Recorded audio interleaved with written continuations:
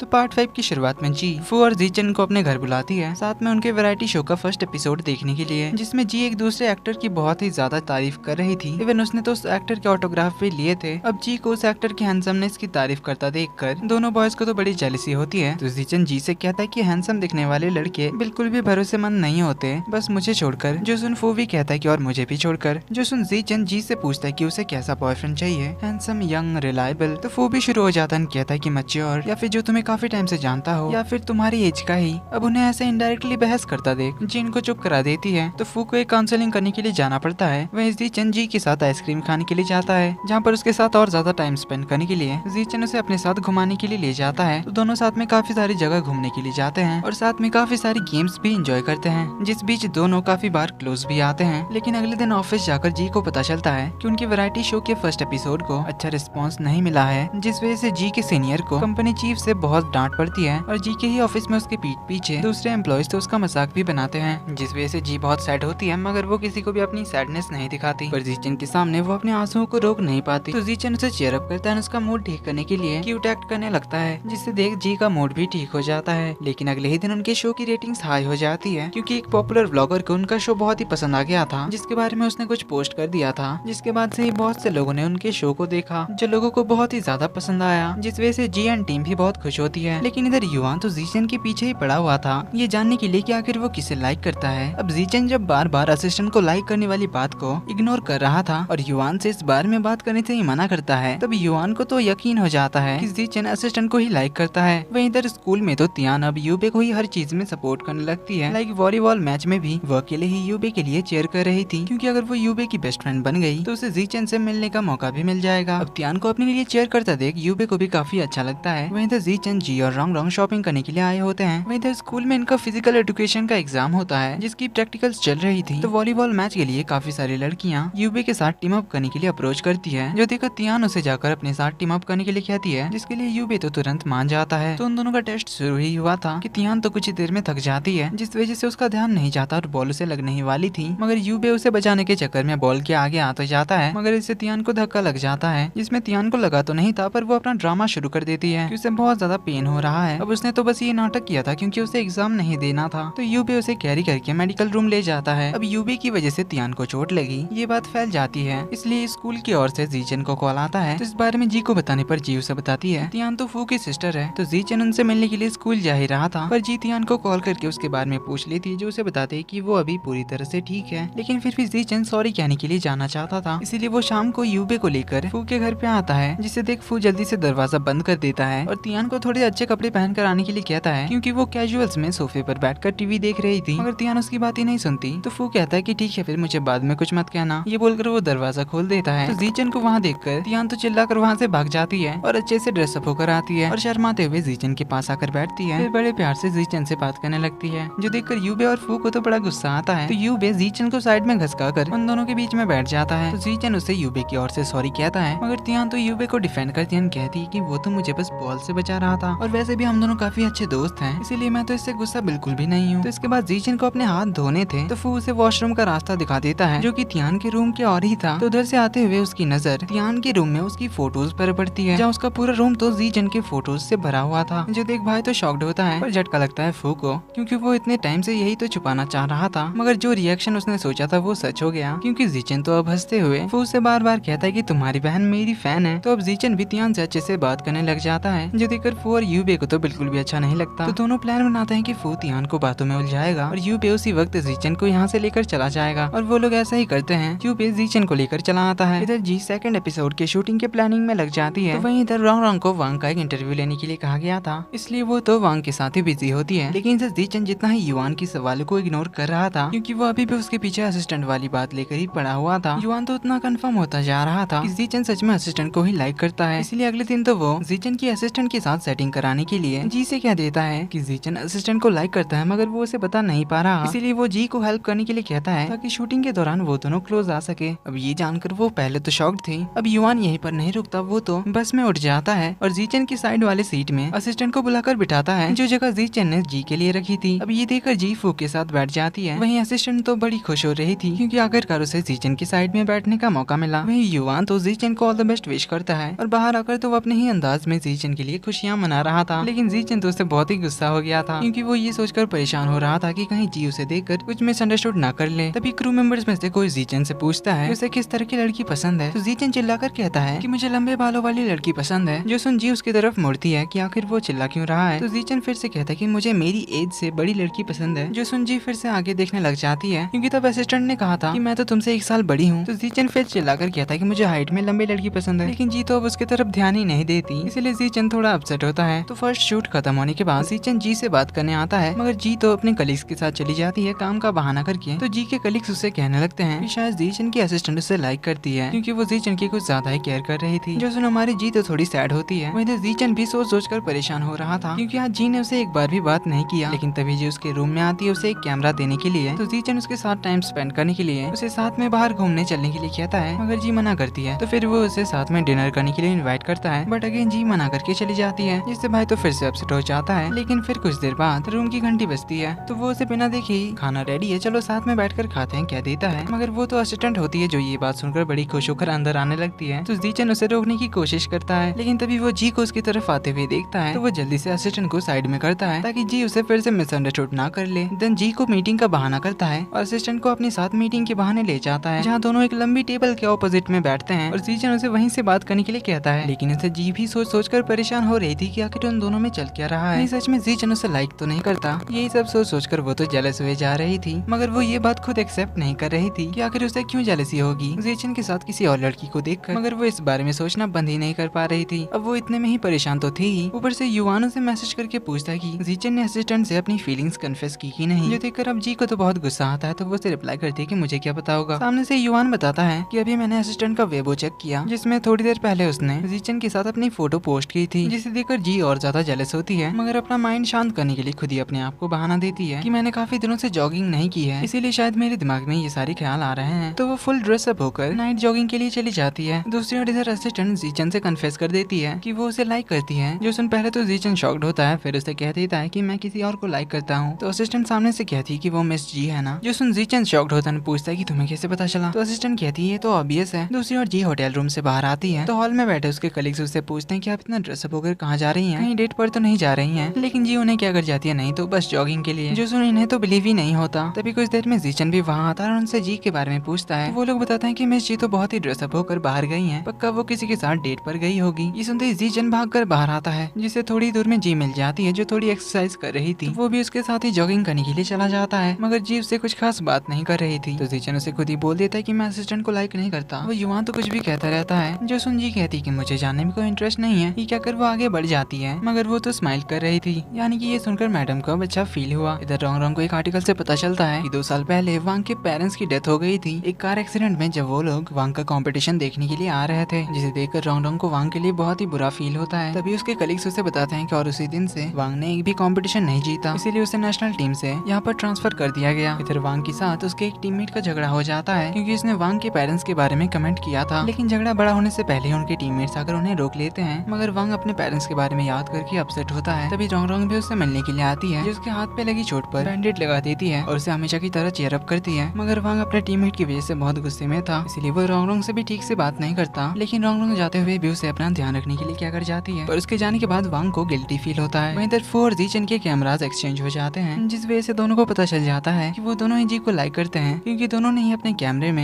ने ही अपने से ज्यादा जी की ही वीडियोस रिकॉर्ड करके रखी थी। तो फू बस में आता है अपना कैमरा बदलने के लिए, जहाँ पर जीचन ऑलरेडी बैठा हुआ था। तो दोनों एक दूसरे से कहते हैं कि अब जब तुमने देख ही लिया और तुम्हें पता चली गया तो अब सब कुछ फेयर होगा। फू कहता है भले ही तू उसे लाइक करता होगा, पर जी ने तुझे अभी तक तो ये नहीं कहा। तो जीचन कहता है कि उसने तो तुम्हें भी नहीं कहा कि वो तुझे लाइक करती है। तो इसी के साथ पार्ट 5 का एंड यहीं पर होता है। तो अब आगे इन दोनों की टकरार कैसी होगी देखेंगे हम अगले एपिसोड में। और वीडियो पसंद आए तो वीडियो को लाइक कर देना, चैनल पर पहली बार आए तो do subscribe and hit the bell icon, ताकि अगली पार्ट्स आपसे मिस ना हो। तो मिलते हैं आपसे अगले वीडियो में, तब तक के लिए take care and bye bye.